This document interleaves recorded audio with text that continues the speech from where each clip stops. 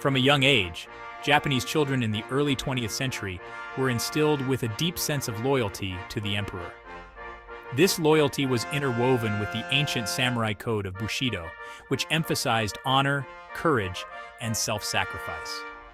Schools and military training further reinforced these values, creating soldiers prepared to die for their nation without question. The emperor was considered a divine being, and serving him was the highest honor. Military training was rigorous, emphasizing physical endurance and absolute obedience. Soldiers were subjected to harsh discipline and taught to view surrender as the ultimate disgrace.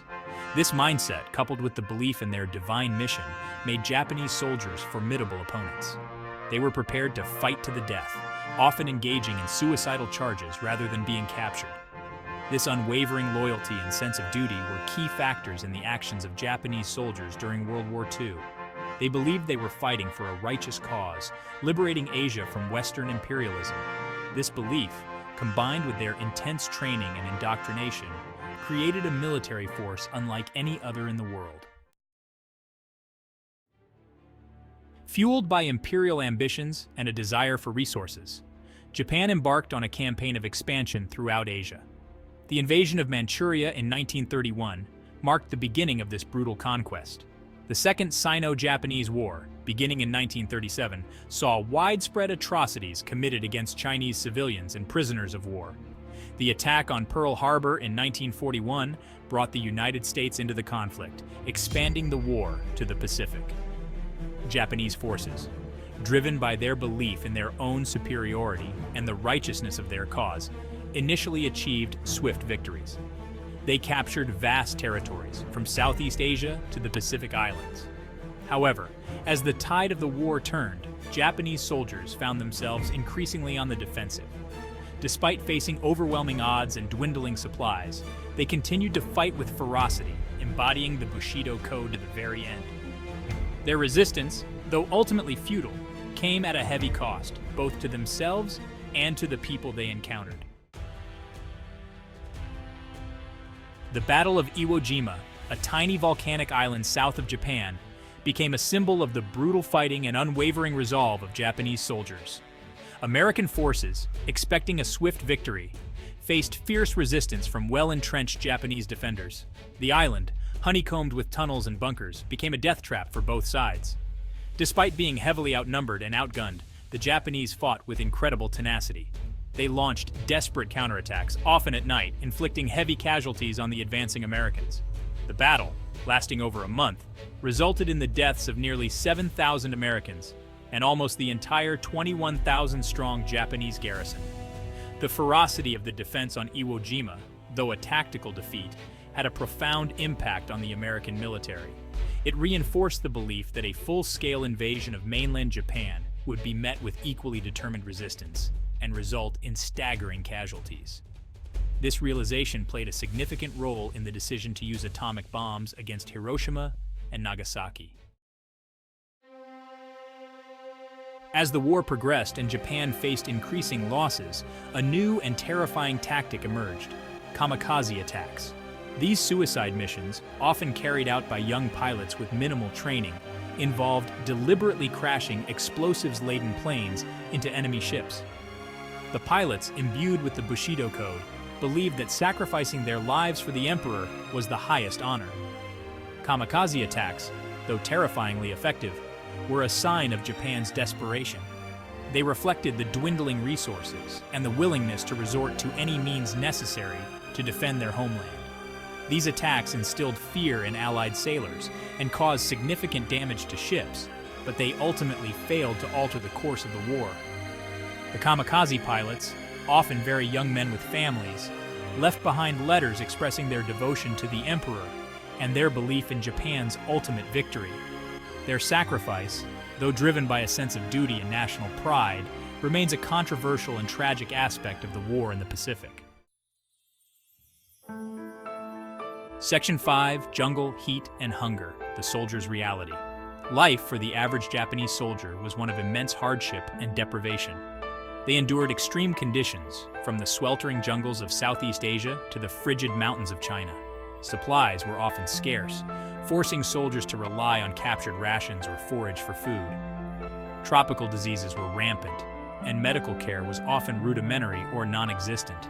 Despite these hardships, Japanese soldiers persevered, driven by their loyalty to the emperor and their belief in the righteousness of their cause. They endured unimaginable suffering, facing not only enemy fire but also starvation, disease, and exhaustion. Their experiences serve as a stark reminder of the human cost of war, even for those fighting on the side that initiated the conflict. Section 6. No Surrender. The Bushido Code put to the test. The Bushido Code, deeply ingrained in the psyche of Japanese soldiers, instilled in them an absolute aversion to surrender. Surrendering was seen as the ultimate dishonor, a betrayal of the emperor and everything they held dear. This mindset led to countless instances of Japanese soldiers fighting to the death, even when defeat was inevitable. This refusal to surrender had a profound impact on the nature of the fighting in the Pacific. Battles were often protracted and bloody, with Japanese soldiers fighting with fanatical resistance, even when hopelessly outnumbered and outgunned. The Allied forces, accustomed to the possibility of surrender, were often shocked by the tenacity and willingness of Japanese soldiers to fight to the last man. This cultural difference created a significant challenge for the Allies, who had to grapple with an enemy that viewed surrender as worse than death. It also contributed to the massive loss of life on both sides, as battles often ended in near annihilation for the Japanese defenders. Section 7. Hiroo Onoda, a soldier lost in time. The story of Hiroo Onoda, a Japanese soldier who remained hidden in the Philippine jungle for nearly 30 years after the war ended, exemplifies the unwavering loyalty and dedication instilled in Japanese soldiers. Onoda, cut off from communication and believing the war was still ongoing, continued his guerrilla campaign, refusing to surrender. Onoda's story, though extraordinary, highlights the power of indoctrination and the enduring belief in the no-surrender ethos. He and a handful of comrades survived on their own, raiding local villages for food and engaging in occasional skirmishes with Philippine authorities. It was only in 1974, when his former commanding officer personally relieved him of duty, that Onoda finally laid down his arms. Onoda's return to Japan, where he received a hero's welcome, sparked mixed reactions. Some saw him as a symbol of wartime resilience and dedication, while others questioned his actions and the toll his prolonged isolation had taken. His story remains a powerful reminder of the enduring legacy of World War II and the complexities of loyalty and duty. Section 8. Scars of War, Remembering and Rebuilding. The end of World War II left Japan in ruins, both physically and psychologically. The devastation caused by the atomic bombings and years of warfare was immense.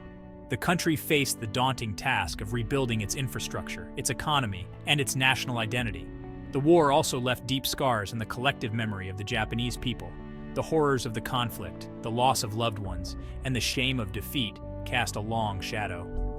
The government, under the occupation of the United States, implemented reforms aimed at democratizing the country and renouncing war.